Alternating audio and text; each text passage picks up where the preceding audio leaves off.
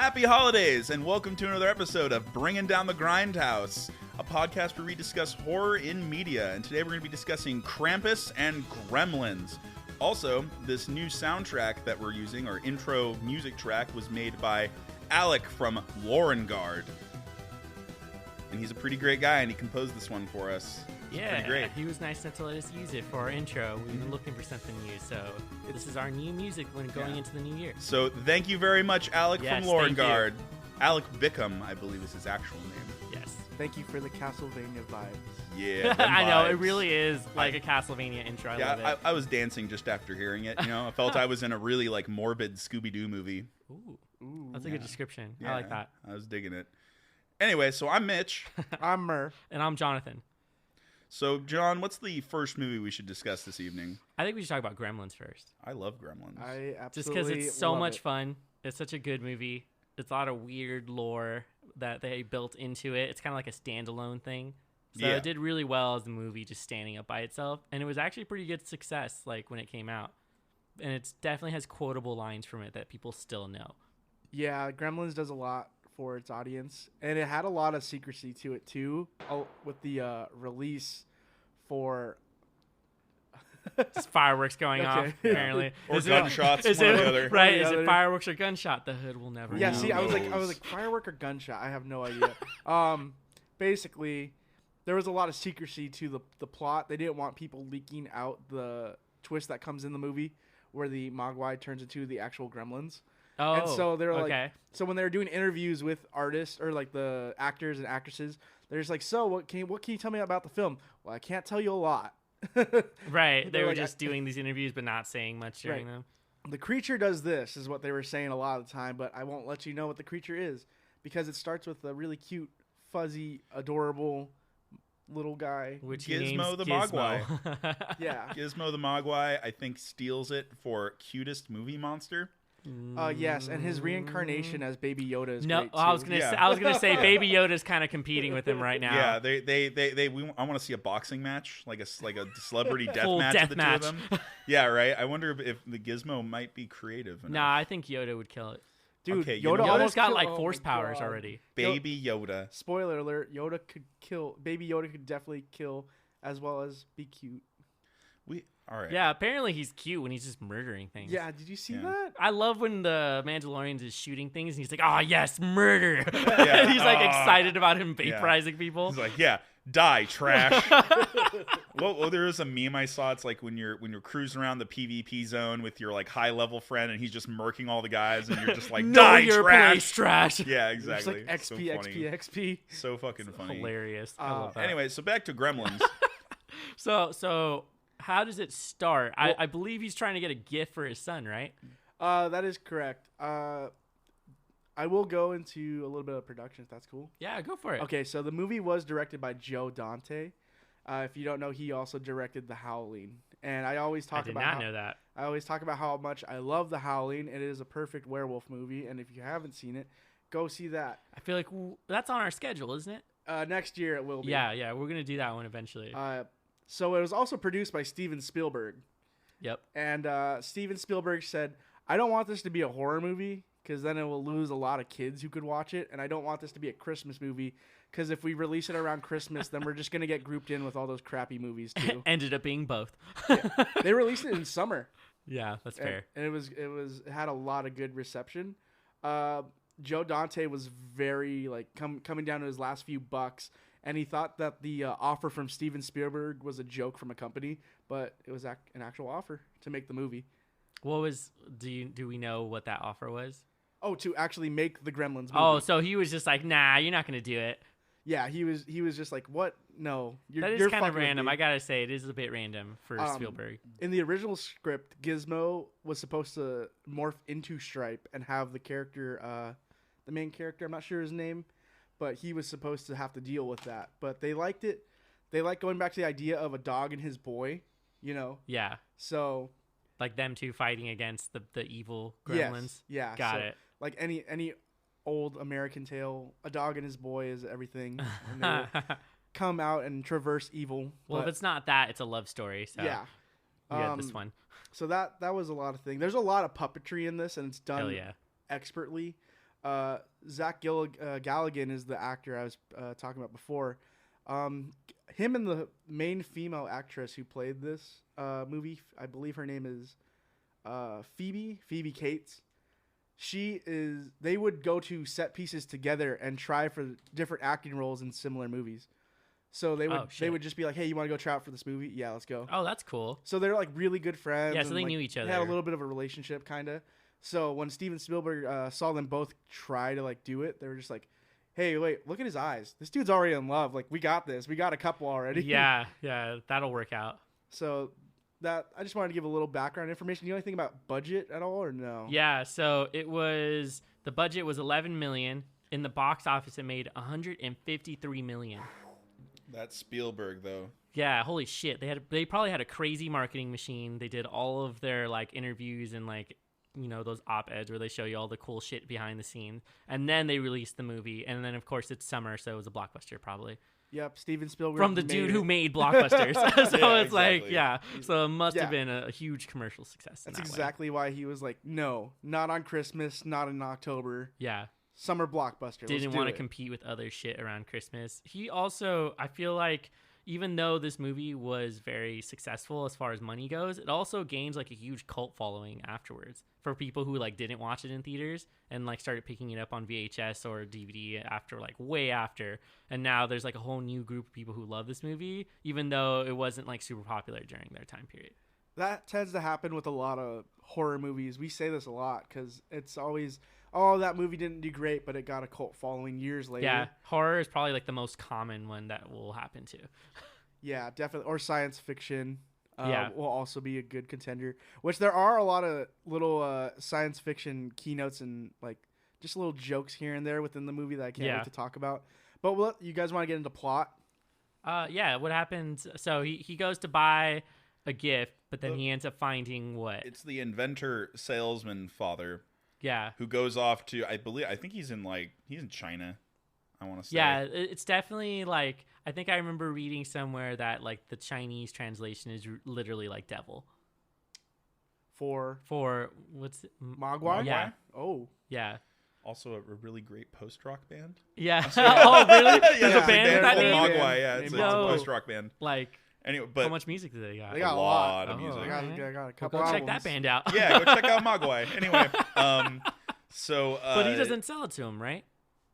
No, he doesn't. He He refuses to. He sees it and he's like, "How much is the little furry creature thing?" And the shop owner is basically like, "No, he's not for sale." Yeah, and that's a little bit like after he's like, "Hey, you know what? I'm an inventor. Here's my card. You know what you need? You need a bathroom buddy, which is something I have made." And we have to talk about this dumb invention real quick. I love it. It's like a block of plastic with a bunch of different like tools on it, a shaving kit, toothbrush, like a ruler, everything you could think of, just like in a little block of plastic. Yeah. And he's so hell-bent on getting his inventions out there that it kind of just like over-consumes his family and his life a little. Yeah. Seems, well, I mean, his son ends up like selling the little creature like without him knowing, and it's just like, all right, man, you got to follow these rules, and these rules are what play out in the rest of the movie. No water, no food after midnight, and no sunlight. And no sunlight. Sunlight kills them. Yeah. And no matter what, no water. No water. Don't give it a fucking bath. Yeah, and don't feed him after midnight either. Right. And Gizmo, like the Mogwai, seems to know all of this too in the movie. He definitely knows he's not supposed to have a bunch of these things. No. He's a very smart creature, and it makes him out to be the better creature of his spawn. Yeah, there's got to be the good versus evil. Right. So the kid is like, we really need the money. I'll buy it. I'll buy it. And he was offering like $100 at first, and then $200. Back in the 80s, $200 is a lot of money. So actually, keep talking. I'll find out how much that is. Yeah. So the guy takes it, and he's gonna go to bring it to his kid, which I thought it was gonna be a little kid, but we are introduced to our main character, played by the Alex actor I was talking to. So he is trying to get to work with his foreign car that can't work for crap, as his neighbor puts it. His neighbor owns a tractor and tells him, "You know what this is? This is American made. This thing will last longer than I live." Hell yeah. just some, patriotism from this old man. It's not really that much of a difference. $200 like in 1984. today would be $495. So kind of double, Yeah. but it's still a good amount for a pet. Right. Yeah, that's quite a bit. And he didn't know what the fuck it was. We might also be dealing with, if we're dealing with Chinese currency, Oh, shit, it that's might right. even be worth even more than that to them. What do they especially- use in China? Isn't it Yen. Yen? Yeah, it's yen. Is it yen? I didn't know that. Yeah, you might want to calculate Yeah, that wait. now. Yeah, shit. Now I gotta go figure it But out. we have to talk about this old man. He has like one colored contact in one of his eyes. It is supposed to signify that he is a little blind, but I mean it's just a colored contact. He's the mystical shop owner archetype. I love his shop, how it looks. Oh, it's super great. I mean, there's just hanging dried lizards everywhere, and it's just kind of weird. I mean, yeah, they were kind of like during that time period they were still dealing with putting stereotypes into movies, and so at this point it's like when you watched Big Trouble in Little China, and That's exactly what I was it thinking. looks exactly like that You're, set. you're also kind of expecting Uncle from Jackie Chan Adventures to show up. I love that dude. I love that show. I love that show That too. show That show was great. It amazing. is great. I agree. That but was the you're one just- with all the but- talismans, right? Yeah. Yeah. Good shit. Anyway, but yes, I expect that from that shop. That's Yep. what I expect. And there's even like smoke machines going off. Like there's smoke in the shop. It's just Yeah. kind of weird. And Truly ominous. magical Also, artifacts. a quick correction to what we just said. The Chinese currency is renminbi. Renminbi. I don't know how to say it, but it's Oh wait, yen is in Japanese. yeah, yen is Japanese. Oh no. Yeah. The Forgive most us. widespread international usage is yuan. Okay. Yeah, it. so just, for anybody who's screaming right now being like, they don't use yen They in don't- China. They don't do it. They don't. You're wrong. That's wrong. How could they? How could you? Right. Weeb senses activated. Oh, that's fucking great. Yeah. So. Yo, wait, can we talk about that Talisman show for a second though? No. You got canceled, It got- didn't it? I know. Yeah. I think Jackie Chan Adventures ran its course. It did. It Yeah. really did. They finished the arc though of the talismans. Yeah. They did finish it, so that's all that matters to me is that As they long as they finished the finish story. the show. Right. Yeah, finish the story. I used to watch that shit all the time. Okay, I digress. Yes. Anyway, so yes, so he buys the creature, Right. brings the creature back as a Christmas present. Mm-hmm. We're This is- introduced to the main character who is going to work with his dog. With his dog. And then the angry, like bigoted old lady that Yeah. claims that it's a horrible, mangy creature that is liable to bite people and wants it put down. Dude, she is brutally like terrible in this scene. She's like, I can't wait to kill your dog, and I can't. Yo, that I'm was gonna, fucked like, up. I'm gonna drown your dog or something like that. And like the other guy's like right next to me, he's like, yeah, that'll do it. And I'm just like, no, don't encourage this. You should tell her what the fuck is wrong with you. It's a dog. Yeah. And then the dog hears this from underneath the table and jumps up and attacks her, which I was like, fuck yeah, fuck this crazy old lady that's just Yep. mean and grouchy. And then he's been sent home, and we go into the next scene where we meet him at a bar, drinking with this chick at the bar who is the other main character. Not sure what her name is, but she is the love interest in the movie. And then we are also greeted to one of the side characters who doesn't really do much, but say, "Hey, dude, you almost got fired." Honestly, yeah, they really worked their way into making archetypes for all these characters, and then not letting them like go outside of that. Yeah, They just like, had a few words to say, and they were always that character. I'm up for a promotion. I'm 23. It's just like, okay, you're snobby and cool at your job. All right. I mean, what is it, like 80s? He's got a job and he's gonna be a manager. It's not doing bad for himself. He ain't, but but he doesn't have a wholesome ass dog. All right. It's true. So that guy had a bad day at work, and he comes home, and his mom is watching a movie on the TV. Did you guys recognize that one? I think I made note of it, but what was it? It was, I forget the name. I think it's the one where the old man has a change of heart near the end of the movie. He's like grouchy, hates Christmas, hates life. Oh, Was a it The Grinch? Christmas story or a Christmas Carol, something like that. Yes. Christmas Carol Scrooge. Yes. Yeah, it There was you go. Scrooge where he gets It is a visited Christmas by Carol. the yeah, But very it appropriate. is at the end of the movie where he's like, "Merry Christmas," and he just talks to the department stores, "Merry Christmas, Ralph's," and he's just like running on, "Merry Christmas, Target," just like stuff like that. Right. It's a very interesting Which thing. is kind of why we chose this one for this time period.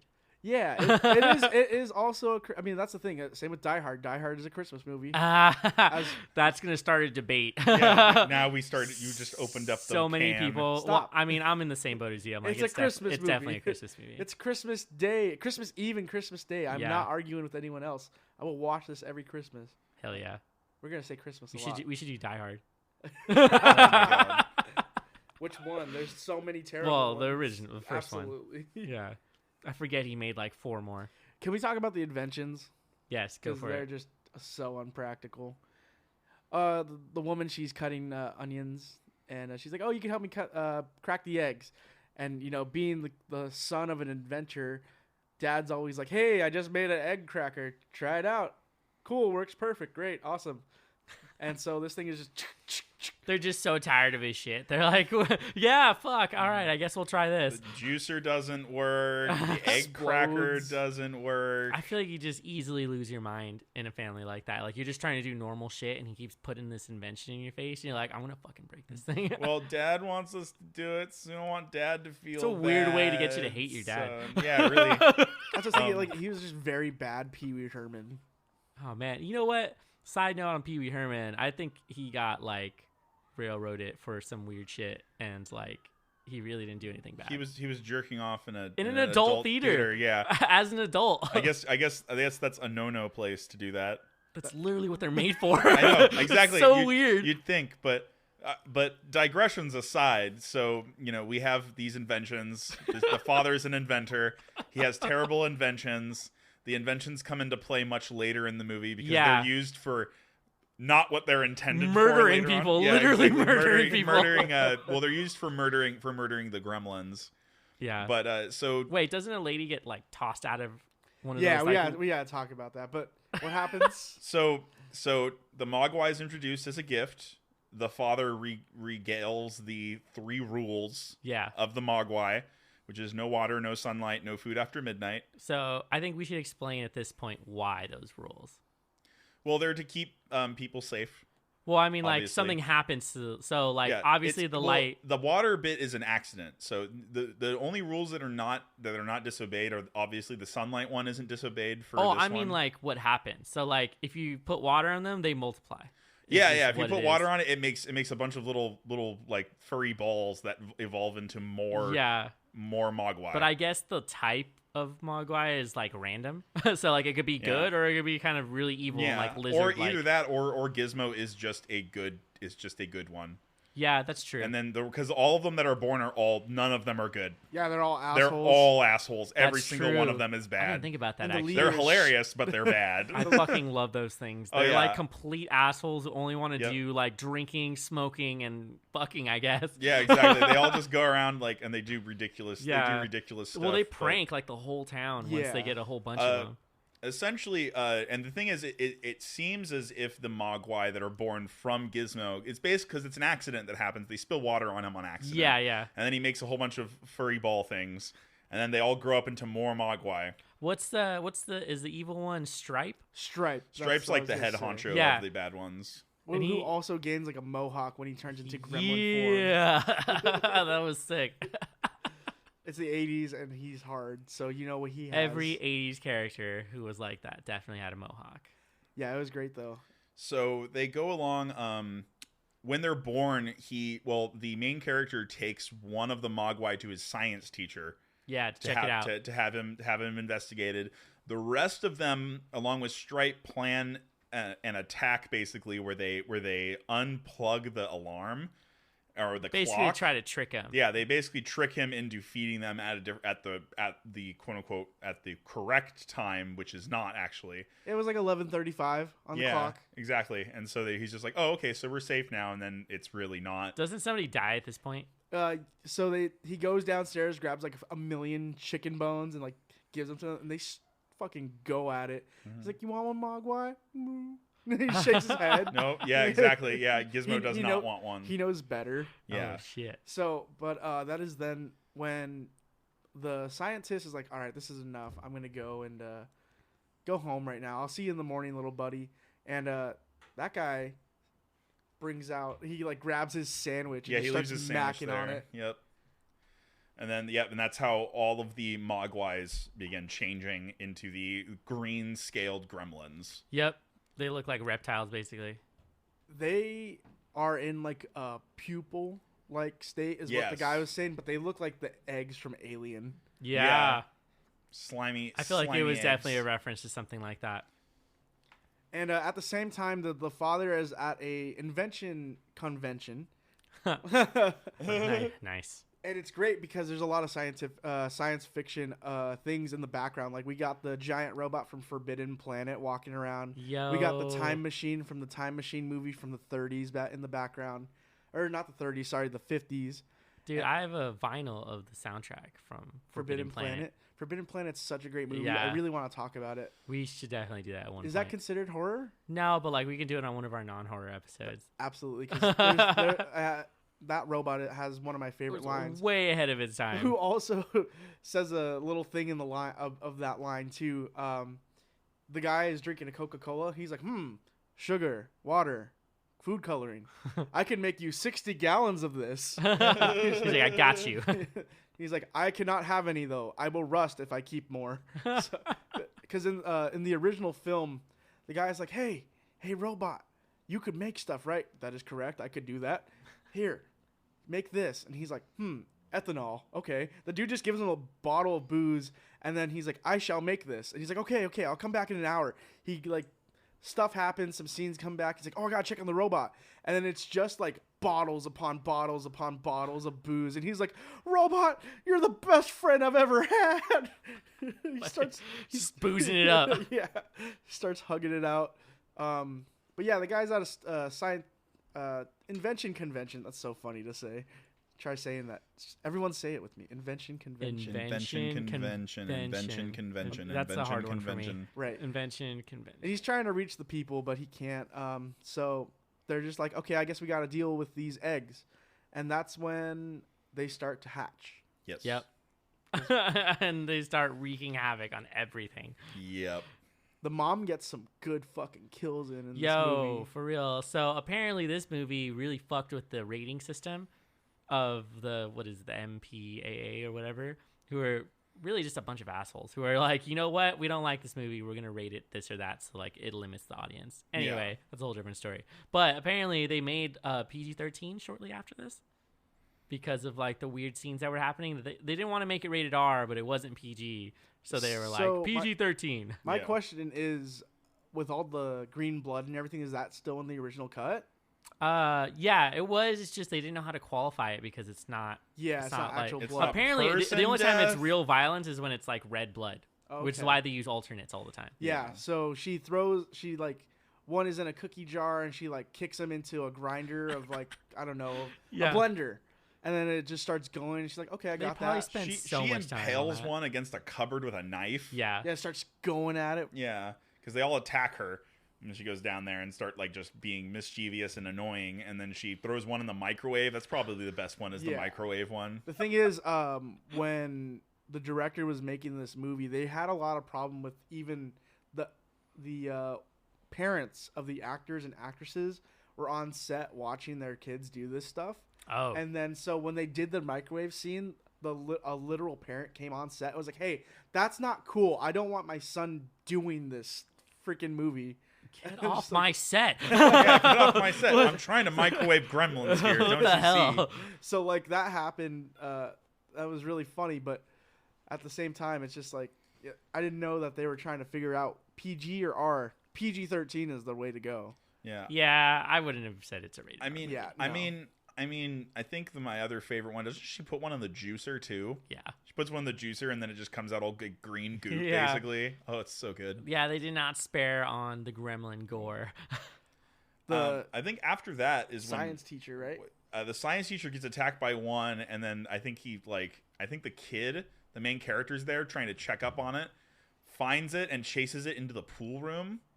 Yeah, exactly. To like basically the pool hall, I guess. Is that what you'd call it? I don't know. Yeah. It's like at a YMCA. So it's there we go. Yeah, so it's just like a public pool for all the kids. And then, like a badass, that gremlin knows exactly what's going on and dives into the fucking pool. And then a whole bunch of bubbling water and everything, and it's a terrible, terrible thing. because then the city is overrun with these horrible gremlin creatures that are attacking everything. There's some great scenes of them in bars where they have like cigarettes shoved in their ears and mouth and nose and everything. Well, at this point, they find out that you can kill them with light. Yes. So I think it's the girlfriend in the bar who we has a camera. Yeah, and starts killing them like that. We gotta talk about the bar scene. There's so much in this. Yeah, there's a lot of fucking 7 shit that minutes. happens. 5 to 7 minutes of just straight up gremlin mayhem. Yeah. I had to make a note of a couple of them. They're the ones who are just trying to light like 17 cigarettes while they're just smoking them in their mouths. Yeah, there's the they one shoved as many as they could in their mouth and were trying to light it. There's the one that's hanging from the ceiling fan. He's just like going and like accidentally cutting himself in pieces. Oh. There's the other one that like the bartender's like furiously trying to serve all these gremlins drinks, and there's one that flashes her. Yeah, that's right. Oh my god. There's the cross-dressing gremlin that's like there stripping is. for all of them. Yeah. It's like the gremlin, it has like makeup and blonde hair and everything. Yeah. It's so funny. And then there's Spike with his girlfriend, and the girlfriend sees that one of the gremlins is cheating in poker. So what does Spike do? Bam! Just shoots it. Yeah. Oh, that's right. Yeah, that is the loudest gun I've ever heard in a fucking movie. I was like, oh shit! All right, and then she notices she goes to light one of their cigarettes with a lighter, and that's when they realize that they hate the light. So then she gets the idea, okay, I could get the fuck out of here then. Yeah. Grabs her camera, and like in all the other movies that we were talking about with the Polaroid with the flash, just Polaroids her way out of there right before a gremlin mug comes up and tries to mug her. Well, he has like a little mask and a gun and everything. That's the best. They did all sorts of dress up. Like they must have had a lot of fun making the little puppets for these guys and just fucking destroying everything they had on set. Like this is probably something they could only do like once through. Right. Because they like had to destroy everything. So like, all right, we got to get it right the first time. But like even then they just create chaos. That's all we need for these scenes. There was a little bit of mixture of stop motion animation in between some of these scenes with the gremlins. It's kind of awkward to look at now because it looks so choppy. Yeah, but then again, if you're a fan of Ray Harryhausen, you don't really care about that. Yeah, stuff. That's fair. That's actually a good point because that was really what it looked like. So, I mean, there's a lot of monsters where they are just entirely made out of stop motion animation and clay.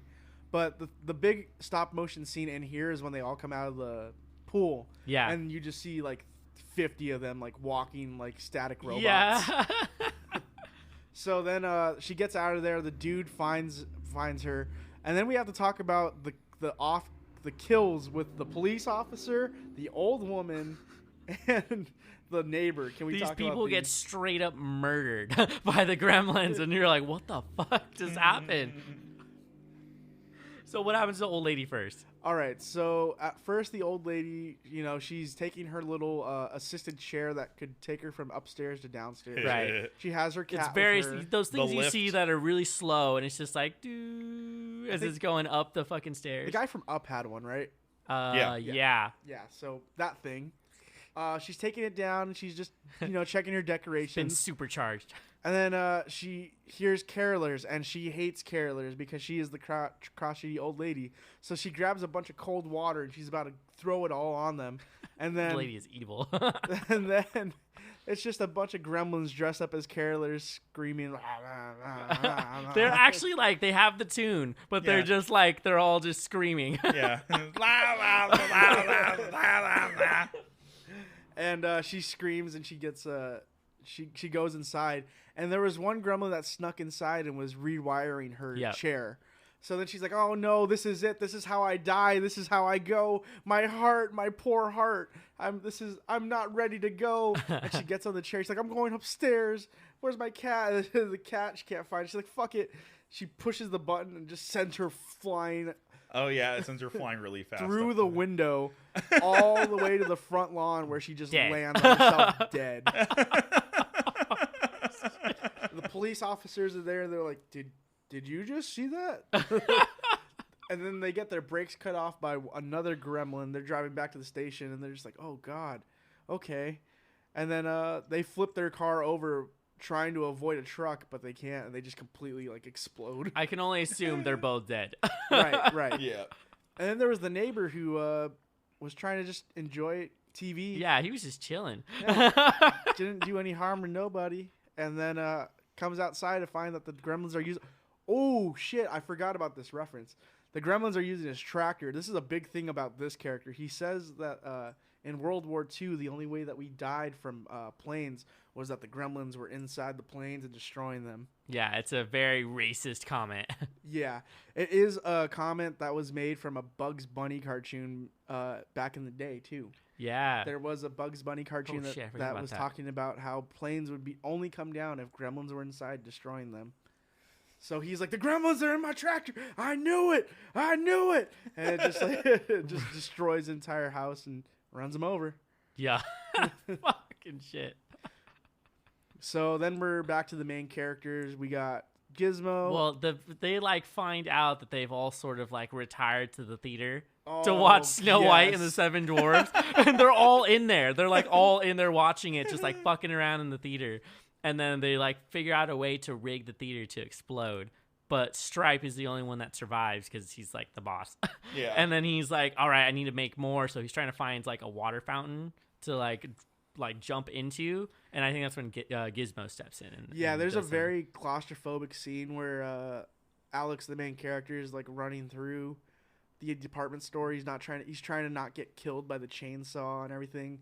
His dog saves him, and then that's when Gizmo comes in on the little car, just punts. That's so fucking funny. Yeah. It looks like they put a string attached to him and just fucking pulled it because he went Yeah. flying. Yeah. It's great. I love when they do shit like that.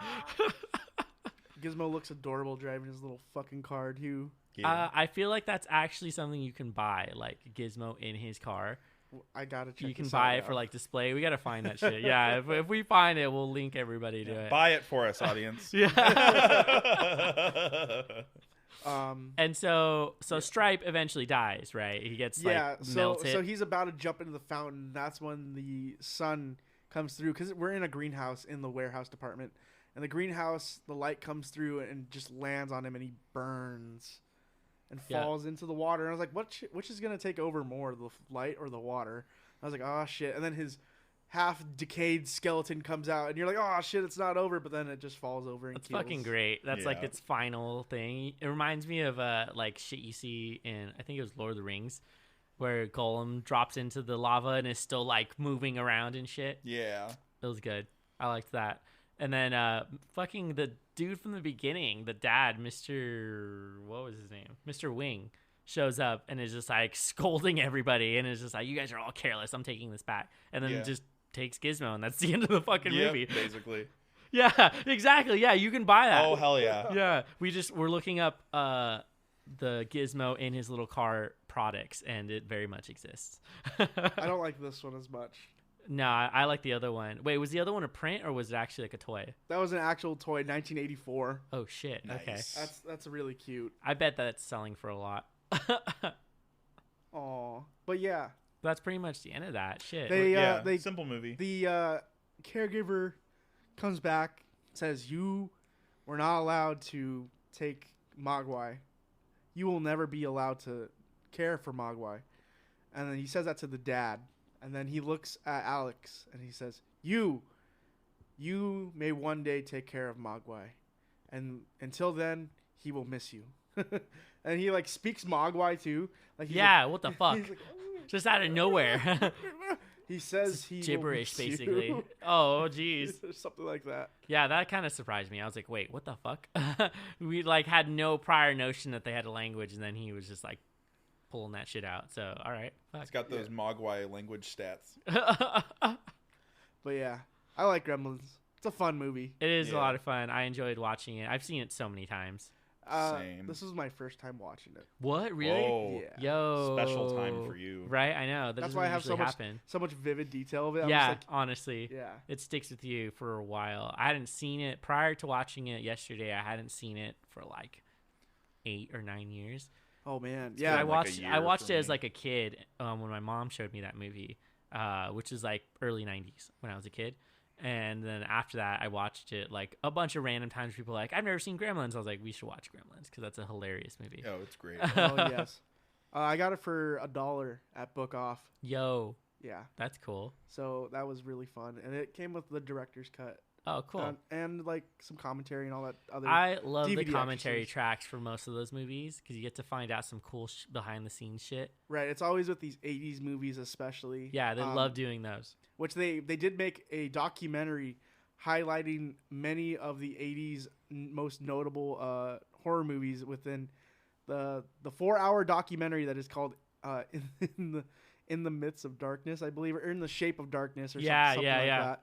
But it was very in depth, and they had a Kickstarter for about 2 years now. But it is an in-depth look at effects, directing, production, everything related to '80s horror. So if you like Gremlins, they have some good commentary in there for sure.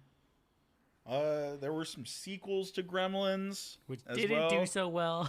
They didn't do so well, but the Gremlins fly and shit. Yeah, they started Yeah. like upgrading. Yeah, they started getting more awful. But that was about it, really, as far as those are concerned. But the first Gremlins movie is definitely worth your time. Yes, go and watch it. It's very rewatchable because you'll find new things every time you watch it. Because there's so many different Gremlins you can watch in the background, and they're all doing different shit. Yeah. So you can start picking out small things like that, and it's really funny to watch. And if you don't have time for that, just watch the bar scene. Right? In all Yeah. honesty. There's so much chaos in that one scene. I don't know how they even like managed to film that and like not destroy their set completely. It reminds me of like some Labyrinth type shit from Jim Henson. Fucking Labyrinth. Just all over the place and just wild. But yeah, I like Gremlins a lot, and I think I'll make it a tradition to watch it every Christmas now. Speaking of movies that should be traditionally watched during Christmas, Right. our next film we'll be discussing would be Krampus. I love this so much. I love Krampus as well. It's a great one. It has a lot going on it, glowing for it. So, do you guys know the folklore behind Krampus? Yeah, he's like the German Nega Santa. Yeah, because we got a nice story in the middle of this movie from the grandmother who tells this like crazy story, and you get a nice little animation with it, which is totally like underrated. Like that's such a good animation to drop into a movie like that. Yeah. But anyway, this is like more than just the movie that we're seeing here. Like this is a whole celebration in other parts of Europe, right? Yeah, they have a celebration for Krampus, I would imagine, and it's just kind of part of their folklore. Yeah, yeah.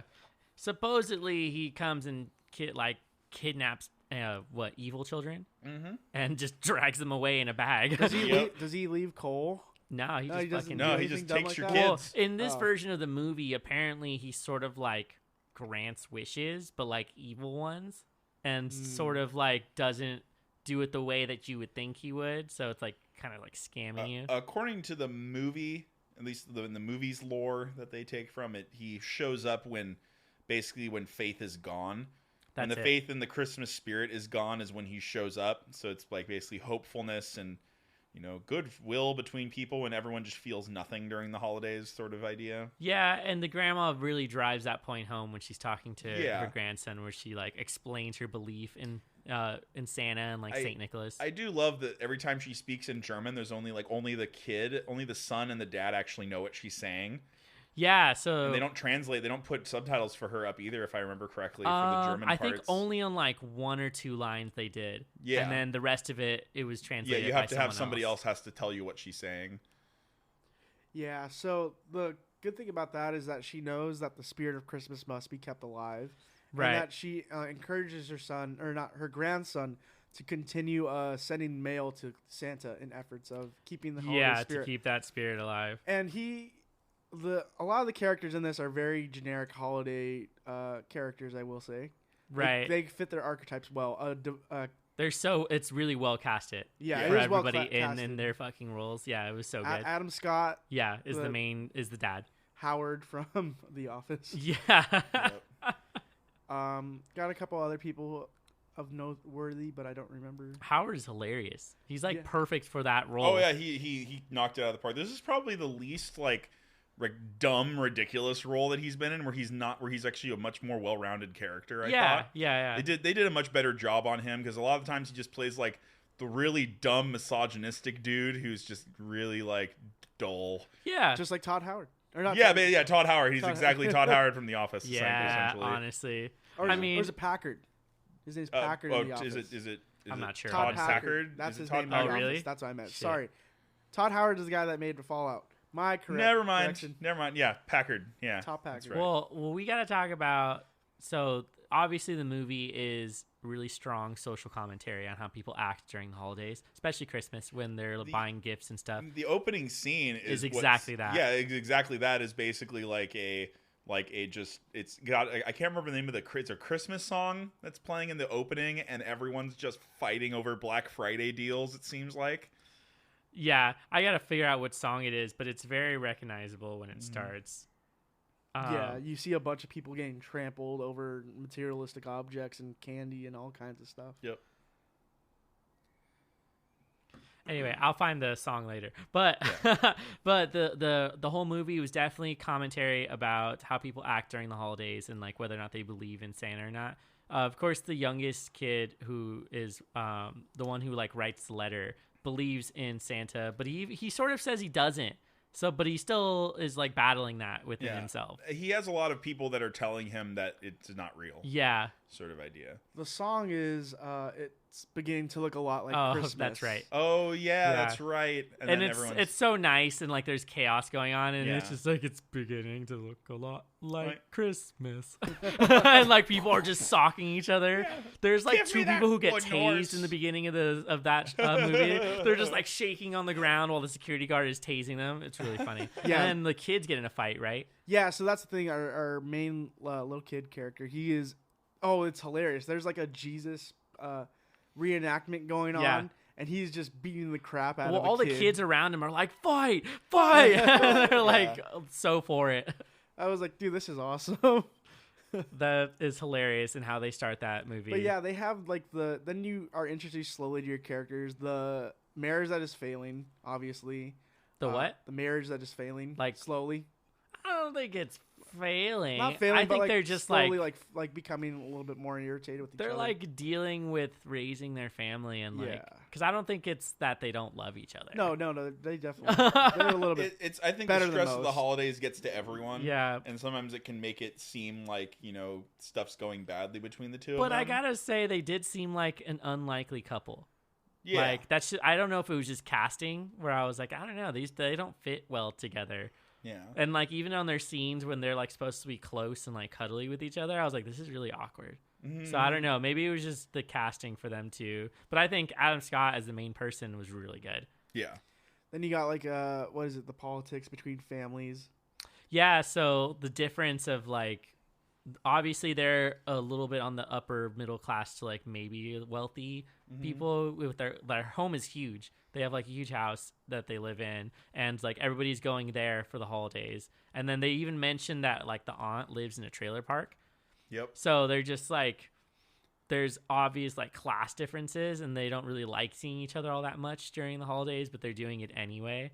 And then the grandma is obviously super nice because everyone's grandma is always really nice. But she's like an older German lady who has all these crazy folklore stories. And I thought it was hilarious when she goes from German to like perfect English. Yeah. And it's like, I want to tell you the story. And then the aunt's like, I knew it. I knew you knew how to speak English. Yeah, exactly. I like how the aunt is introduced. I need nog. I need to get sloshed like right now. Yeah. Well, she's Yeah. like, I need to get, I think she said festive. Yeah. And she's "Nog just like, now." yeah, she's so funny. She's a raging alcoholic the whole film. And she's in something else. I can't remember what else she's in, but like she's very recognizable. Oh, she's in like there's a couple Adam Sandler movies she's in. Yeah. She's not Kathy Bates though. No. She's not, but she's right. But she's like does she's look like like a her. bargain bin Kathy Bates. Right. Like I almost want to say she's Adam Sandler's mom in The Waterboy. Was she Aunt but Dorothy? she's not. Yeah. Okay, she is played by Conchata Farrell, who was in 2.5 Men. Oh shit. That's right, Edward yeah. Scissorhands. She was in Krampus, and just a bunch of other random Yeah, stuff. I knew she was always like a side character and stuff. So I recognized her as soon as she came on. I believe that 70s show too.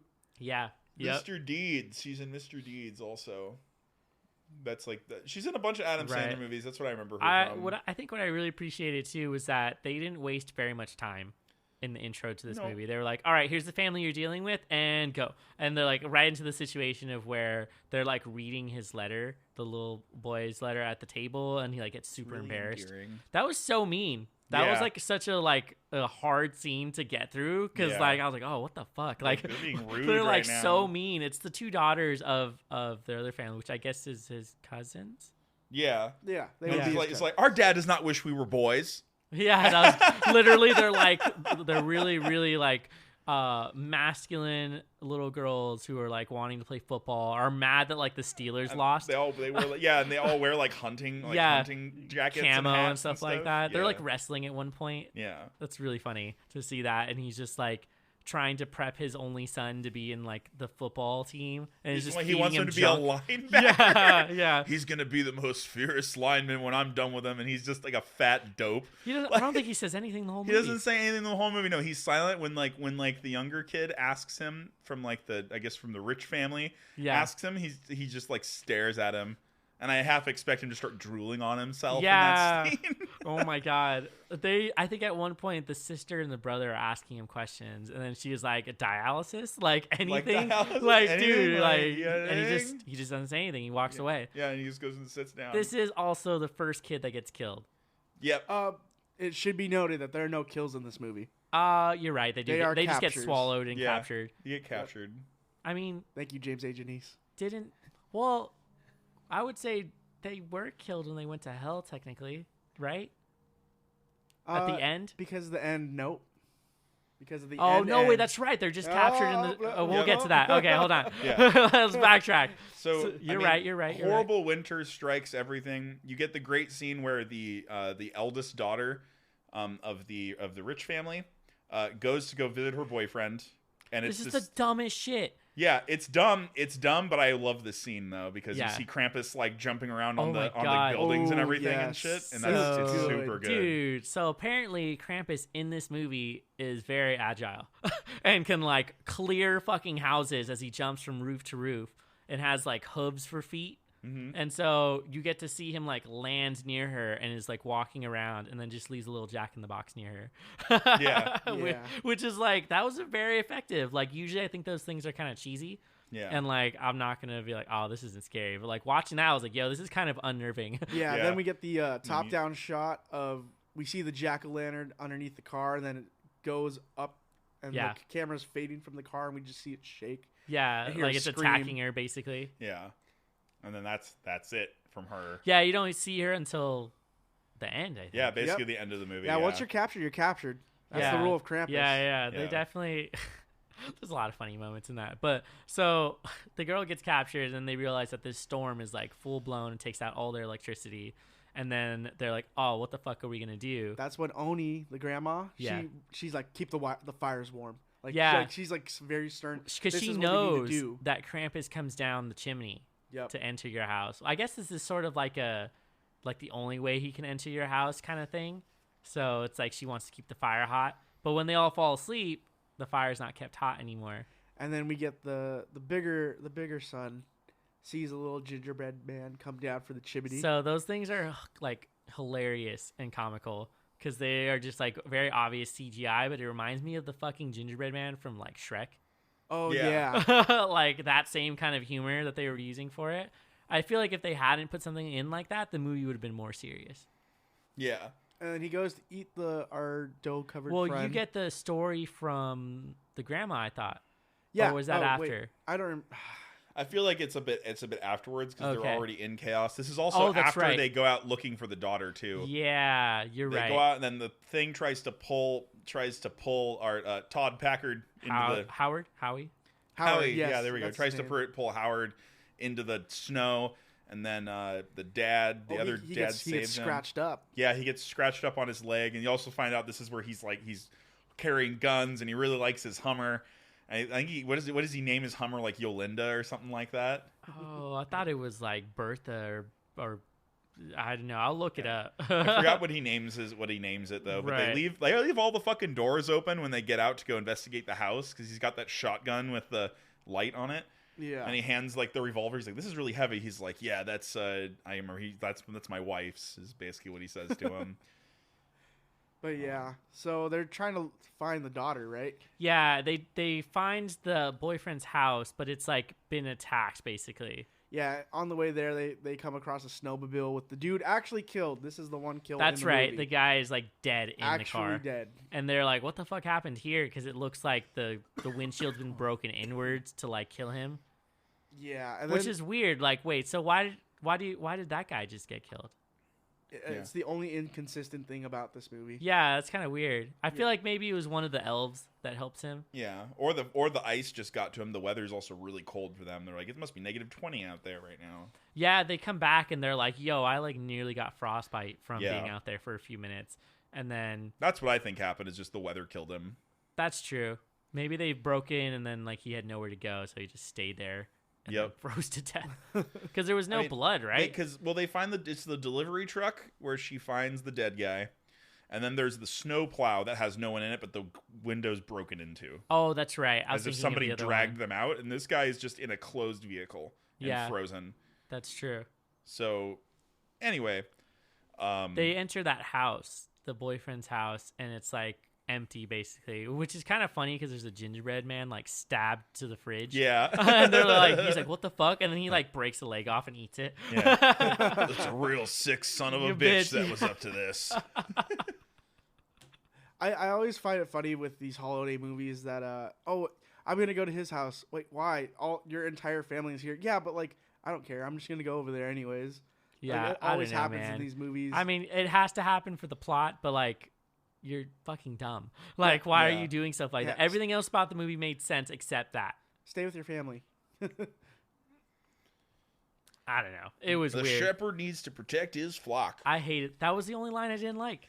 The only line in the movie that seemed out of place, and I was like, everything else fit for what they were doing, and then that one just like, I was like, oh no, don't make it serious. Or maybe it's just mocking misinterpretations of ideas from things like that. It could be a parody of like other things you've seen. I mean, parody of like redneck culture. Yeah. That's literally what that dad is. No, it dude. really is. I mean, the guy's carrying a shotgun. She even is just like, she always tries to make foods that we don't understand. And he's like, yeah, that's because I would, it. And like, because you guys can't pronounce it, and I thought you'd like something other than macaroni and cheese and hot dogs for dinner. Yo, that was a good burn. I'm not gonna lie. She was like, that lady got roasted at dinner.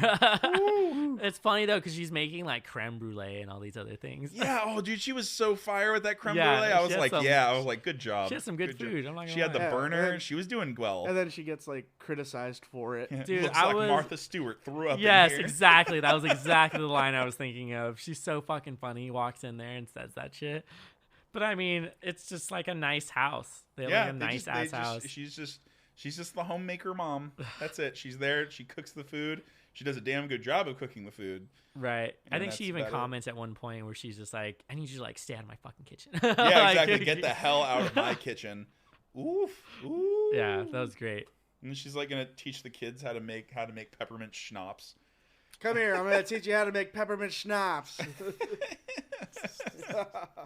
But that's the aunt, right? Yeah. Where she's sitting with them at the table after that incident. Like they get back and explain what happened. And that's when the grandma goes into the story, right? Yeah, that's so good. And she presents the bell right after. Yeah, she still has the gift. Which you want to go like, into this story? It's intense. Yeah, fucking shit. So she is part of a family that was very poor and is like she tries to get bread from a bread line and is the last one to get the bread. So they all like tear it away from her. And then she goes back home and I guess her parents are like straight up fighting with each other. And like, she's like basically in a broken home and she wishes that they would just go away. And Krampus shows up that same night and takes them both away and then like leaves her with a little bell afterwards as like a gift. And that's like what he ends up doing. But like the animation for it is amazing. Yeah, they did a good job for it. Like I love that Krampus was like a cutout. Yeah. Like just the silhouette and like all you saw was his eyes. And he winks at her. He like winks at her before leaving. So she like she's met him basically like before and has like been terrified of him ever since. The best part is when she describes the bell that was left on here. His branding's sick, by the way.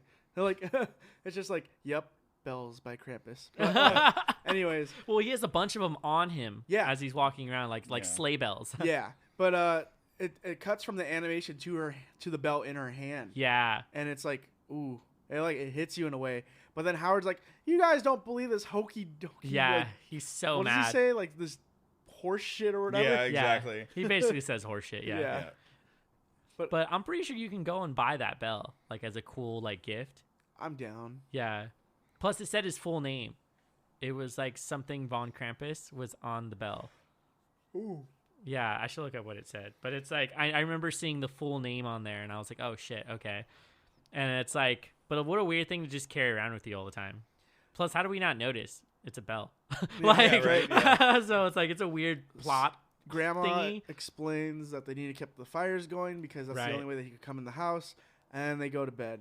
Howard is the first one to take watch, but he's Howard, so he falls asleep. Yep, and it's the little kid who gets dragged up the chimney. Yeah, he eats Linebacker's son. Eats his dough boyfriend, and Yo, so that scene is crazy because they're all trying to like pull him back down because the little gingerbread men come down on like a chain from the chimney with a hook on it. yeah, and don't they like wrap him in like Christmas lights? Yeah, well, something. They like wrap him up and then just drag him up the chimney, and then everyone's trying to stop it. And the mom is actually the one who's like inside the chimney with him and sees the little gingerbread man. And she's like, "What the fuck?"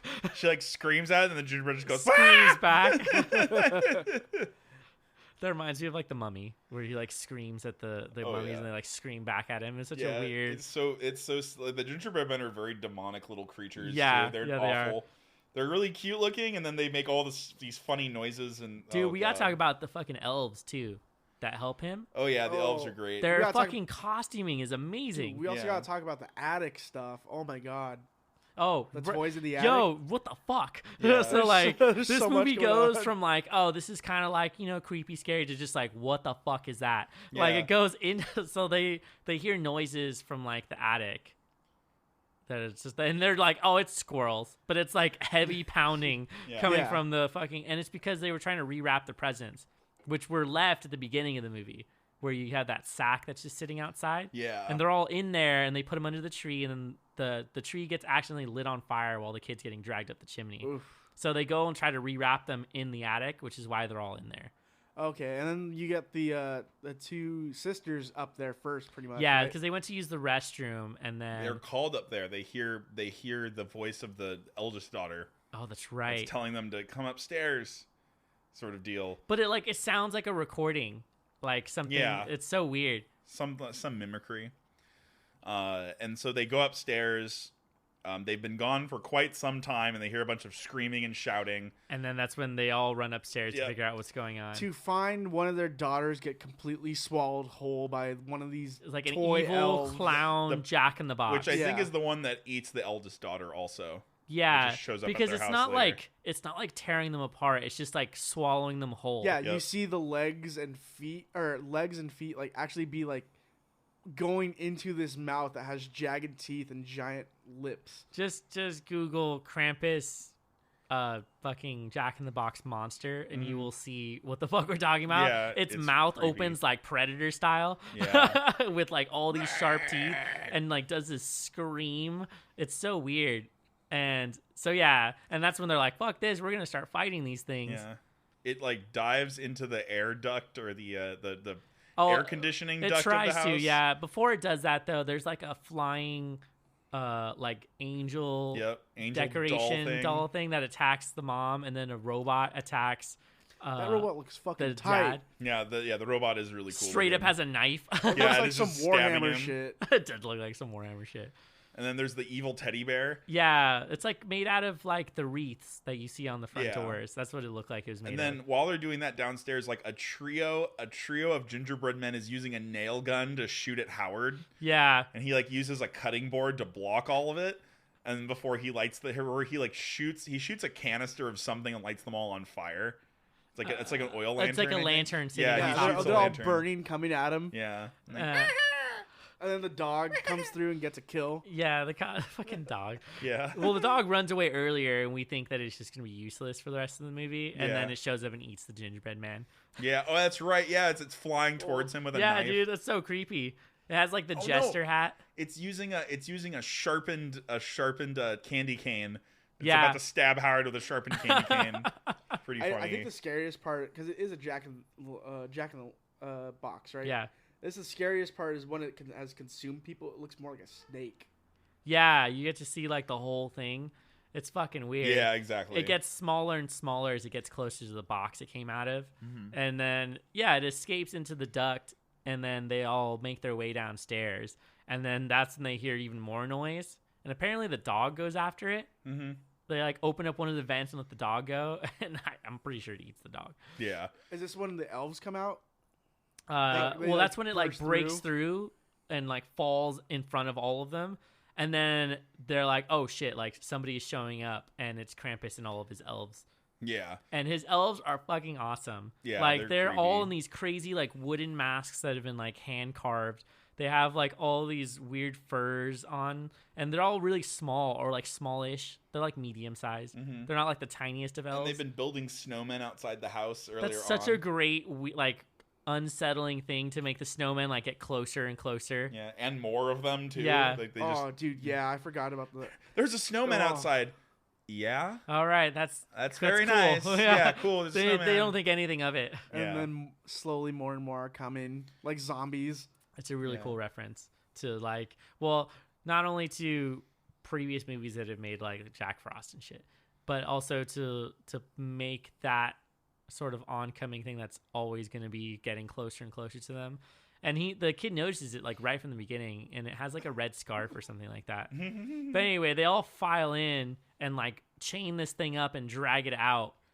And for some reason, I think was it the aunt who like jumps on it? Yeah, I think it's the aunt, and then and then Howard also jump on Yeah. it, and then it just takes them outside. That's like a comical moment because it just goes flying out of the sound fucking effect. window. But fucking the intro to see Krampus is amazing. Did you notice the sound effect that they used for the ant getting pulled through that window though? No. It's Oh, was like it really? It's super Looney Tunes. Hell yeah. I love it though, because it really like the tone of the movie is really goofy Yeah. at this point as well. It's chaotic and goofy. Yeah. So it for me, I personally really liked that choice that they Yeah. decided to do something It's a really good horror silly. comedy. Yeah, exactly. It's exactly what it was billed as, and it came out and delivered on that. What were you getting to? Oh, so Krampus's intro, where you get to see like his full face, and this is like the family's like, fuck it, we're gonna make for the car and run out, and the grandma actually is like, no, I'm gonna stay behind, and locks like the door. locks them out, and then goes and faces Krampus, who I'm guessing like recognizes her or like knows who she is. And his intro, he like comes down the chimney, like breaks the wall away. The chimney like cracks, and then from the chimney, you see his hands come out first, and then his head is like bowed as his like horns come in to the house and like up over the chimney, and then he steps out, and then you get to realize how big he is. Yeah, he's like tall. He can like reach the ceiling basically, and he stands up, and then you see his face, which is just like a fucked up like Saint Nicholas. Yeah, he just looks like a Open Santa mouth Claus with like and crazy with horns. yeah, he has like super long horns. He has like the beard, but his mouth is like really big and open, and he has like a really long tongue, and his eyes are like black, or like there's not really like a pupil or anything. And well, I guess we can only assume he kills the grandma at that point, or he captures her. Captures grandma. He opens up the bag and she looks in, and all the toys That's inside right. like attack her, and I think goes to black. she just steps in, right? She just steps in Well, the bag. it looks like things come out and grab her. Oh, okay. So Yeah. she gets like stuffed into the bag, and then Yep. that's how he captures her. And then they in quick succession kill or capture the rest of them as they're trying to escape until like only the little kids are left. Yeah, and there's then two just of them left, right? And then two of them, yeah. And then it's There's the party. It's a little boy eventually. Yep. And he runs into all of them like straight up having a party as the portal to hell opens. Awesome. So we got giant like horned creatures that kind of look like banthas. Yep. Like totally just chumming it up. You got all the elves and toys just everywhere, and it's like all this festive all red. craziness. Like it's a red filter pretty much. There's just all kinds of music and craziness going around, and then the kid is like, I want to talk to Krampus, basically. This is such a good moment though, because it was giving the idea that there was like some final hope that he could convince Krampus to be like, but I just wanted like holidays to be how they used to be. And then he like waits a moment and then just laughs in his face as he tosses him into hell. Yeah. And it's like, No, bye. and he just drops After him in. wiping a tear off of his Yeah, eyes, he's like, too. oh. He's like, oh, so sad. And then just a laugh, like a bellowing laugh, and they all start laughing together, and then they throw them in, and then you think that the movie is over, but then the kid wakes up, right? Then you think it's a dream. Yeah, you think it's a dream the whole time. It's such a nice ending. They're like, oh, yeah, all this Christmas holiday. And then they go to open presents, and one of the presents is the bell. And then they all start looking at it and realize that they are trapped. And it zooms out, which is probably the greatest ending. Yeah. It zooms out to you. You find out that they're stuck in a snow globe sitting in Krampus's office. Workshop. Yeah. And it's one of many. Yep. There's so he's done this before. Hundreds of globes. Just keeps them in their special little hell. Mm-hmm. And it is a terrible ending, and it's awesome. Yeah. I think it was very appropriate for the movie. They get you with a dumb jump scare with the toys. Oh, yeah. They jump out. Out of all the sides of the frames. Yeah. All of the classic ones. So you get a good... Because honestly, the toys were some of my favorite parts. Were all of his little helpers and whatnot. Like, Krampus himself is pretty freaky looking, but all the toys are just... awful things. I'm so glad that they didn't make their costuming look like cheesy or cheap. Like yeah, this they did a good this job. looked like actual like fine materials that they used for their clothing. And then Krampus is amazing. I don't know how they even did his character, like whether or not it was part CGI or if it was just practical effects, like a dude in a suit. Yeah, it looks like a guy in a suit to me, Yeah. to be honest. I don't see any CGI there. It looks like there's just a guy wearing a fucked up Santa mask. He's barely in this movie, but it's so worth it when you see him on screen. Yeah, exactly. You know what? It was the opposite of what happened in Insidious. Yes. Because Insidious was amazing until you saw him. Yes, I agree with that. And then it just fucking went downhill from there. Because they show like his workshop too, where he's like grinding up his like claws, and then I'm like, this is so weird. It was, and then you just see him kind of just like in his natural like chilling state. Yeah, it was. They should have just kept him like very mysterious how they did. But in this case, it was totally worth it to see him, and he is just as evil as you want him to be. There's like no remorse in what he's doing. And it looks like he just does this on the regular. He's like, yeah, fuck, I'm going to go collect some families. It should be noted that Krampus as a concept has been picking up more steam as we are in this new digital age of sharing information. People like having a darker Christmas in some areas of the world. And there are some Krampus festivals that do go down in Europe. Right.